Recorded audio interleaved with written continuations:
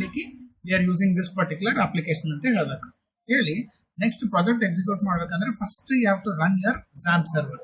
Okay, so XAMPP server ಅಲ್ಲಿ system ಆಗಿರ್ತದೆ, open ಮಾಡ್ರಿ. ಮೇನ್ ಇದು ಅಪಾಚಿ ಅಂತ ಇರ್ತದೆ, click on start. So Apache server execution start ಆಗ್ತದೆ. ಸೊ ಇಲ್ಲಿ ಒಂದ್ಸತಿ ಇದು ಗ್ರೀನ್ ಆಯ್ತು ಅಂತಂದ್ರೆ ನೆಕ್ಸ್ಟ್ ಬ್ರೌಸರ್ ಓಪನ್ ಮಾಡ್ರಿ. ಬ್ರೌಸರ್ ಓಪನ್ ಮಾಡಿ ಇಲ್ಲಿ enter localhost /DMS document management system ಅಂತ ಇರ್ತದೆ, DMS ಅಂತ ಟೈಪ್ ಮಾಡ್ತೀವಿ. ಟೈಪ್ ಮಾಡಿ ಆ ಡಾಕ್ಯುಮೆಂಟ್ಸ್ ಗಳನ್ನ ನಮ್ದು ಆನ್ಲೈನ್ ಅಪ್ಲಿಕೇಶನ್ ನಾಗ ಮೇಂಟೈನ್ ಮಾಡ್ಲಿಕ್ಕೆ we are using this particular application. So first thing ಏನಂತಂದ್ರೆ ನಿಮ್ದು ಅಕೌಂಟ್ ಬೇಕು ಅಂತಂದ್ರೆ you have to register first. So register ಮಾಡೋದ್ನಾಗ ಇಲ್ಲಿ ಎಂಟರ್ ಯುವರ್ ಡೀಟೇಲ್ಸ್. ಮತ್ತು same ANKITA Ankita ankita@gmail.com, password ANKITA123. okay, and click on register. So click ಮಾಡಿದ ತಕ್ಷಣ registration successful. So next login ಅಂತ ಕ್ಲಿಕ್ ಮಾಡ್ರಿ. ಕ್ಲಿಕ್ ಮಾಡಿದ ತಕ್ಷಣ ಯೂಸರ್ ಲಾಗಿನ್ ಆಗಬೇಕು. ಲಾಗಿನ್ ಆಗಬೇಕಾದಾಗ ಸೇಮ್ ರಿಜಿಸ್ಟರ್ ಮಾಡೋದಾಗ ಏನು ಇಮೇಲ್ ಐಡಿ ಪಾಸ್ವರ್ಡ್ ಕೊಟ್ರಿ ಅದೇ ಇಮೇಲ್ ಐಡಿ ಪಾಸ್ವರ್ಡ್ ಇಲ್ಲಿ ಎಂಟರ್ ಮಾಡ್ತೀರಿ. ankita@gmail.com, password ANKITA123. ಕ್ಲಿಕ್ ಮಾಡಿದ ತಕ್ಷಣ ಓಪನ್ ದ ಅಡ್ಮಿನಿಸ್ಟ್ರೇಟರ್ ಇದು user account. In this case user account login ಆದ ತಕ್ಷಣ ಇಲ್ಲಿ ನೀವು ಟೋಟಲ್ ಡಾಕ್ಯುಮೆಂಟ್ಸ್ ಇವತ್ತಾನೆ ಯಾವ ಅಪ್ಲೋಡ್ ಮಾಡ್ಕೊಂಡಿಲ್ಲ, upload document, my profile. Same my profile click ಮಾಡಿದ್ರೆ ನಿಮ್ದು ಡೀಟೇಲ್ಸ್ ತೋರಿಸ್ತದೆ. ಸೊ ಪ್ರೊಫೈಲ್ ನ ನೀವು ರಿಜಿಸ್ಟರ್ ಮಾಡಿದ್ರೆ ನಿಮ್ಮ ಹೆಸರು, ನಿಮ್ಮ ಮೊಬೈಲ್ ನಂಬರ್ ಮತ್ತೆ ನಿಮ್ದು ಇಮೇಲ್ ಐಡಿ ಮತ್ತೆ ಇದು ಎಂಟರ್ ಮಾಡಿರ್ತೀರಿ, ಅದೇ ಡೇಟಾ ತೋರಿಸ್ತಾನ. So it is showing you the data in this case. Okay, next ಈಗ ನೀವು ಒಂದು ಡಾಕ್ಯುಮೆಂಟ್ ಅಪ್ಲೋಡ್ ಮಾಡೋದು. ಸರ್ ನಾನು ನಿಮ್ಗೆ ಆಧಾರ್ ಕಾರ್ಡ್ ಎಕ್ಸಾಂಪಲ್ ಹೇಳಿದೆ, ಅದನ್ನ ಇಲ್ಲಿ ಮಾಡ್ಕೋಬೇಕು ಅಂತಂದಾಗ ಅಪ್ಲೋಡ್ ಡಾಕ್ಯುಮೆಂಟ್ ಅಂತ ಕ್ಲಿಕ್ ಮಾಡ್ತೀವಿ. ಕ್ಲಿಕ್ ಮಾಡಿ ಇಲ್ಲಿ ಎಂಟರ್ ದ ಡಾಕ್ಯುಮೆಂಟ್ ಟೈಟಲ್. ಏನದು ಡಾಕ್ಯುಮೆಂಟ್? ಆಧಾರ್ ಕಾರ್ಡ್ ಅನ್ನು ಟೈಪ್ ಮಾಡ್ತೀರಿ. ಸೆಲೆಕ್ಟ್ ಫೈಲ್, ಅಲ್ಲಿ ಆಪ್ಷನ್ಸ್ ಕೊಟ್ಟಿವಿ ಫೈಲ್, ನೀವು ಅದು ಏನು ಫೈಲ್ ಅದ ಆ ಫೈಲ್ ಸೆಲೆಕ್ಟ್ ಮಾಡ್ತೀರಿ. Click on upload in this. Invalid file type JPG ಅದ, PNG ಅದ, ADHR card, Aadhaar card, choose file JPEG ಅದರದು, ಅದಕ್ಕೆ ತಗೊಂಡಿಲ್ಲ, JPG. ಅದು ಫೈಲ್ ನೇಮ್ ಎಕ್ಸ್ಟೆನ್ಷನ್ ಚೇಂಜ್ ಮಾಡ್ತೀವಿ ಮಾಡಿ you can select the file. Click on upload ಮಾಡಿದ ತಕ್ಷಣ it can see the upload file in this. Next ನಿಮ್ಗೆ ಅಂತಂದ್ರೆ you want to download this particular file, ಯಾವ option in this case click ಮಾಡಿದ್ರೆ download ಆಗ್ತದೆ. Okay, so simple operation in this case.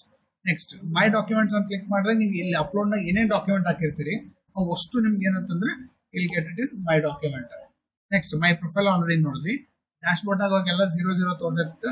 ನಾವು you can C document 1 ಅದ, total documents uploaded 1 ಅದ. Next ಇದೇ ರೀತಿಯಾಗಿ you can keep on uploading the documents. So next ನಿಮ್ದೊಂದು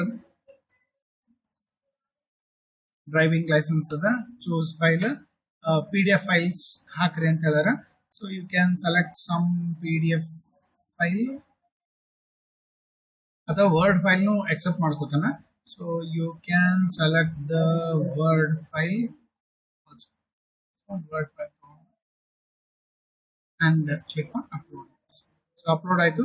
ಇಲ್ಲಿ driving license, you can see the document. So ನಾಳೆ ನಿಮ್ಗೆ ಏನೋ data ಕಳೀತು, ಇಮಿಡಿಯೇಟ್ ಲಾಗಿನ್ ಮಾಡ್ತೀರಿ, you can get that information back in this case. ಈ ರೀತಿಯಾಗಿ ನಿಮ್ದು ಡಾಕ್ಯುಮೆಂಟ್ಸ್ ಗಳನ್ನು ಆನ್ಲೈನ್ ಕ್ಲೌಡ್ ನಾಗ ಮೇಂಟೈನ್ ಮಾಡ್ಲಿಕ್ಕೆ ನಾವು ಈ ಅಪ್ಲಿಕೇಶನ್ ಯೂಸ್ ಮಾಡ್ತೀವಿ. ಸೊ ಇಷ್ಟು ಎಂಟರ್ ಮಾಡಿ ಡಾಕ್ಯುಮೆಂಟ್ ಸೇವ್ ಆಗ್ತವೆ. Click on log out in this case. Next administrator user name password check ಮಾಡಿ ಹೇಳ್ತೀನಿ. ಸೊ ನಿಮ್ದು ಸೋರ್ಸ್ ಕೋಡ್ ಎಲ್ಲದ ಅಂತ ಕೇಳ್ತಾರ ಅವ್ರು. ಅವಾಗ ಏನಂತಂದ್ರೆ go to this PC C drive, local disk C ನಾಗ ಹೋಗ್ಬೇಕು. ಅಲ್ಲಿ ಝ್ಯಾಂಪ್ ಅಂತ ಸರ್ವರ್ ಇರ್ತದ, ಝ್ಯಾಂಪ್ ಓಪನ್ ಮಾಡ್ರಿ. ಝ್ಯಾಂಪ್ ನಾಗ HT docs ನಾಗ DMS ಅಂತ folder. So DMS folder open ಮಾಡ್ರಿ.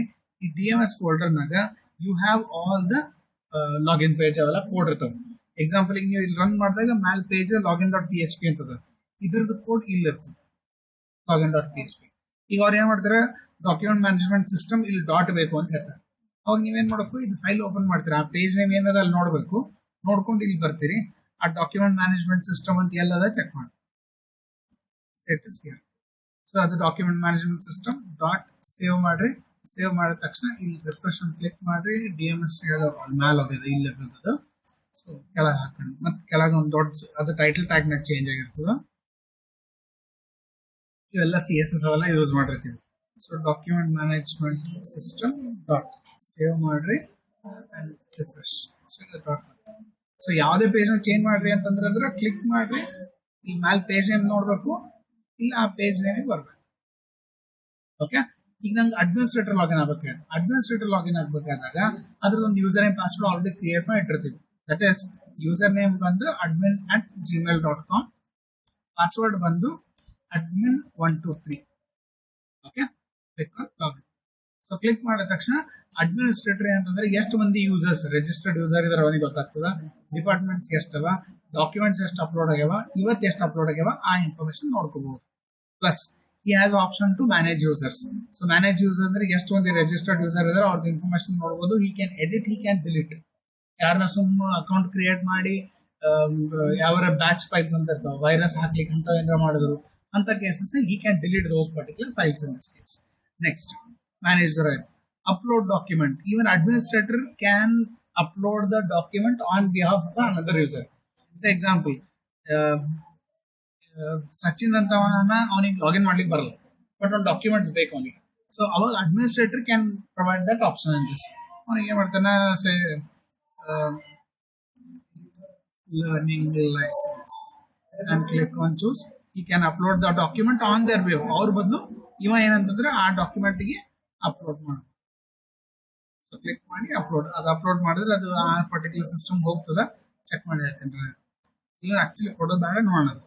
Next, manage documents. ಯಾರು ಏನ್ ಡಾಕ್ಯುಮೆಂಟ್ಸ್ ಹಾಕ್ಯಾರ, he can see those documents, he can delete those documents. ಅಂದ್ರೆ ಈಗ ಸಪೋಸ್ ಒಂದು ಡಾಕ್ಯುಮೆಂಟ್ ಹಾಕಿರಿ, ಬ್ಯಾಡ್ ರನ್ ಡಿಲೀಟ್ ಮಾಡೋದು ಅಡ್ಮಿನಿಸ್ಟ್ರೇಟರ್ ಹೇಳ್ತೀನಿ ಅಂದ್ರೆ even he can delete those particular documents in this case. Administrator ಏನು ಇಷ್ಟು ವರ್ಕ್ ಇಲ್ಲಿ ಮ್ಯಾನೇಜ್ ಮಾಡ್ತಾ ಇರ್ತಾನೆ. ಸೊ ಇಷ್ಟು ಆಪರೇಷನ್ಸ್ ಎಕ್ಸಿಕ್ಯೂಟ್ ಮಾಡಿ ತೋರಿಸ್ತಾರೆ. ಅರ್ಥ ಆಗಿದ್ರೆ ಪಕ್ಕ ಈಗ